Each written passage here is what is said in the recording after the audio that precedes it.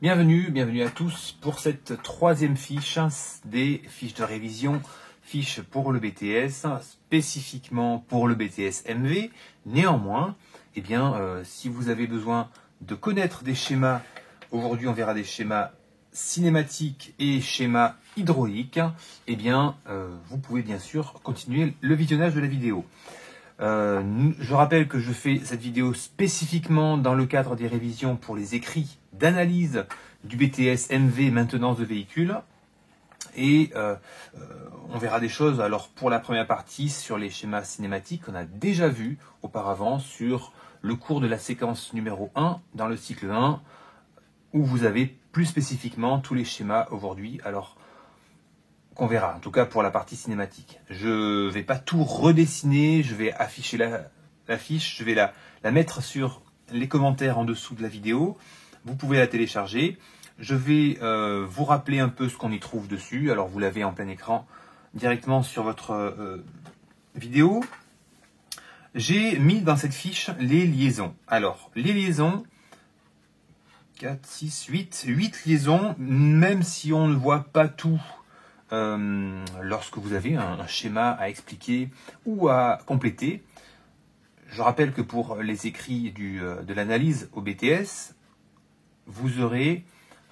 il arrive régulièrement qu'il y ait un schéma cinématique. Alors, ou bien ce schéma doit être, déjà dans tous les cas, il doit être compris. Donc, il faut qu'on voit le schéma en se disant, ah oui, c'est ce mouvement qui est possible et celui-là. Donc, il faut savoir comprendre un schéma. Il faut savoir le dessiner s'il manque une partie. Vous avez parfois une partie manquante à redessiner. Il faut savoir mettre de la bonne couleur les ensembles cinématiques qui bougent ensemble et qui n'ont pas de mouvement particulier les uns par rapport aux autres. Donc des pièces qui sont dans le même ensemble cinématique. Donc régulièrement, vous avez un schéma en lecture où il faut compléter des liaisons, où il faut colorier des ensembles de pièces qui sont dans la même classe d'équivalence cinématique. Donc j'ai mis 8 liaisons sur les 10 qui sont à apprendre, 8 qu'on va pouvoir retrouver. Alors les liaisons qu'on retrouve le plus sur un schéma cinématique, en automobile, disons qu'il y en a quand même une ou deux qu'on retrouve quasiment tout le temps. Vous avez les appuis plans, donc les plans sur plan, les liaisons pivot et pivot glissant qu'on retrouve régulièrement, la sphérique pour une rotule que vous avez régulièrement. Mais on peut retrouver évidemment aussi les autres, la cylindre plan, la sphère plan, la glissière et l'hélicoïdale. Donc ces liaisons pour moi sont toutes importantes, il faut savoir les décrypter quand on les voit, et il faut aussi comprendre comment elles bougent, c'est-à-dire les degrés de liberté. Tout ça est déjà expliqué dans le cours, je ne vais pas le refaire ici, le cours de la séquence numéro 1, il est déjà en vidéo sur ma chaîne, vous pouvez le retrouver facilement.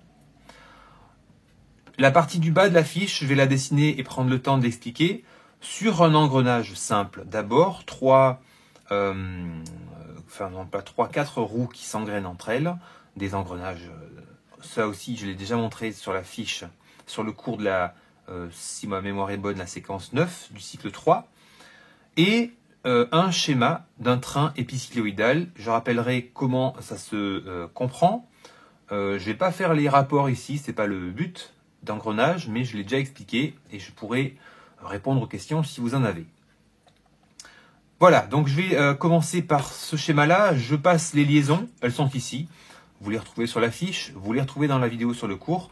Et je vais commencer par le schéma cinématique du petit engrenage simple, train d'engrenage. Donc j'ai plusieurs roues qui s'engrainent entre elles. Je vais rappeler les principes du dessin de ce schéma.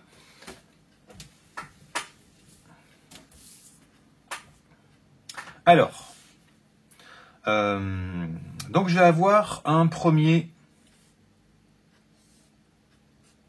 Donc ça c'est une roue dentée, qui engraine une autre roue dentée.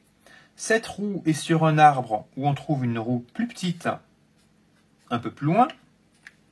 Et alors, je vais faire un troisième arbre, donc une autre roue dentée, avec au bout une petite, et on va avoir par exemple ici une valeur de rotation en sortie. Je vais mettre sur chaque arbre un dessin, donc une liaison pivot. Une liaison pivot. Donc vous avez le dessin sur la fiche et sur le cours. Relié à un bâti. Donc tout ce qui est fixe, on va dire généralement on le met en noir. Vous avez ici eh bien, un train d'engrenage simple.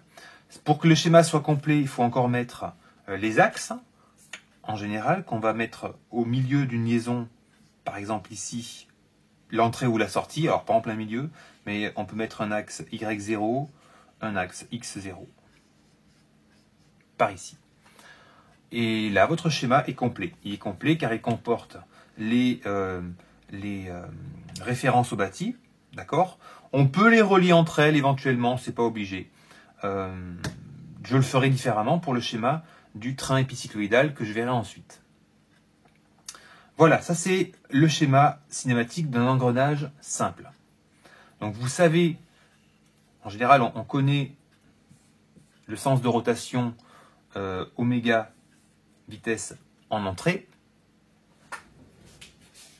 Et vous allez avoir la vitesse de l'arbre rouge, donc qui tourne dans un sens, dans celui-là, dans un sens, dans celui-là, donc dans le même, pardon, dans le sens, comme ça, oméga sortie. Pour savoir dans quel sens vous tournez, c'est facile, vous comptez le nombre de contacts extérieurs. On en a un, donc contacts extérieurs, ça veut dire j'ai des dents extérieures qui touchent des dents extérieures, donc des contacts extérieurs. Si c'est un contact intérieur, par exemple sur une couronne, ça compte pas. Donc 1 et 2. Du coup, je vais avoir le même sens de rotation, j'ai écrit l'inverse, pardon, comme quoi l'erreur est humaine. Le même sens de rotation, j'ai deux contacts. Si c'est pair, vous avez le même sens de rotation. Alors, je continue avec un schéma d'un train épicycloïdal. Un train épicycloïdal, on l'a vu, alors j'en ai parlé, mais je ne l'ai pas expliqué sur une vidéo spécifique comment ça fonctionne.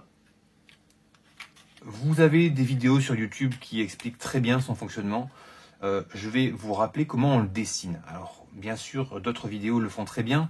Dans le cadre de cette fiche, je le dessinerai simplement. Ici, vous avez un élément central dans le train. Donc, une roue dentée en plein milieu du train épicycloïdal. Cette roue, elle engraine 3 éléments extérieurs. Alors déjà, cette roue, elle a un nom, je l'écrirai après. On appelle ça un planétaire. Planétaire, c'est comme une planète. Tout autour, vous avez ce qu'on appelle des satellites. C'est comme ça qu'on l'appelle. Des satellites, alors je vais faire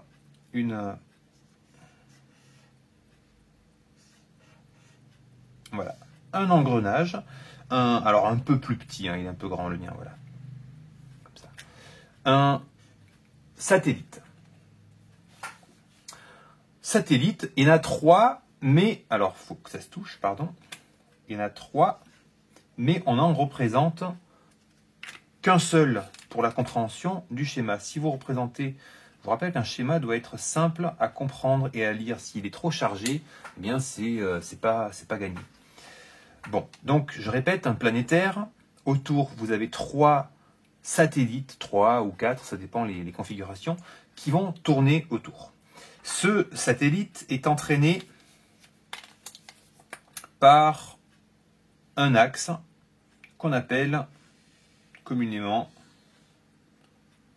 le porte-satellite. Porte-satellite, hop, comme ça. Voilà. Et alors, autour, vous allez avoir le bâti qui va comporter une couronne. Il n'est pas au centre, non, c'est pas grave.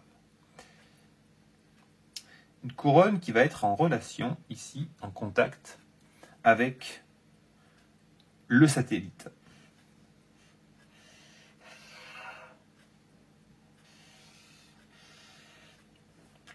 Voilà, quelque chose comme ça. Donc ça, pour savoir comment ça fonctionne, donc je vais remettre la nomenclature. Vous avez en noir ici donc une couronne, le bâti avec une couronne en liaison avec le satellite, lui-même en liaison pivot avec le porte-satellite,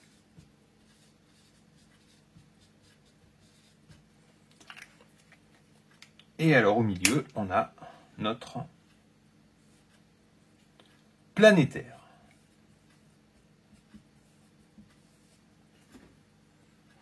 Voilà. Donc, c'est bien de savoir comment on le dessine. Il est déjà arrivé qu'on vous demande de compléter un train épicycloïdal incomplet. La partie en vert, en rouge et en bleu n'était pas dessinée et il fallait compléter ce que je viens de vous mettre. Voilà. Donc, on en a fini pour les liaisons, en tout cas sur les schémas cinématiques. On va passer dans une deuxième partie sur les schémas hydrauliques.